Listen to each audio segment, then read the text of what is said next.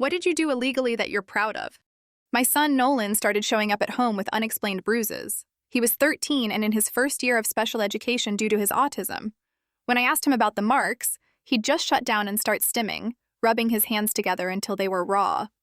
I tried talking to his teachers, but they dismissed my concerns, saying he probably got them during his episodes. But Nolan hadn't had a meltdown in over 2 years. Something wasn't adding up. One day while doing laundry, I found dried blood on his shirt collar. That's when I had enough and bought a tiny voice recorder and sewed it into his jacket. I knew it was illegal, but my gut was screaming that something was very wrong. What I heard that night made me physically sick. The special ed teacher, Mrs. Smith, had been locking Nolan in a 4x4-foot calm-down room, basically a storage closet, whenever he had trouble focusing. She'd leave him there for hours, sometimes the entire school day. I could hear him crying, begging to be let out, saying he needed to use the bathroom. Mrs. Scott would just laugh and tell him to earn his way out by completing worksheets in the dark.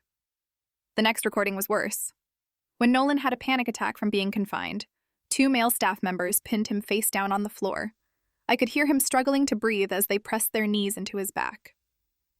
"Maybe this will teach you to behave," one of them said. I stormed into the principal's office the next morning with the recordings. Instead of being horrified, she threatened to have me arrested for illegal surveillance. She even smirked and said no one would believe an unstable child over respected educators. So I went to the school board meeting that night. When it was my turn to speak, I played those recordings on full volume. The room went dead silent except for Nolan's recorded cries. Parents started crying, board members looked like they were going to be sick. But the district's lawyer jumped in, again threatening legal action against me. They tried ending the meeting early.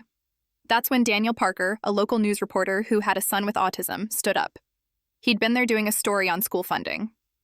"I've heard enough," he said, pulling out his phone. "This airs tonight at 11, and I've already sent copies to 3 other stations and the Department of Education. The school board tried to offer me hush money, $50,000, to handle this privately.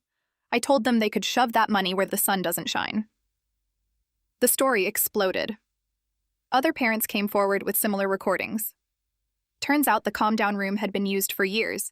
They found scratch marks on the inside of the door from desperate kids trying to get out. Mrs. Scott was arrested for child abuse. The principal and 3 staff members were fired.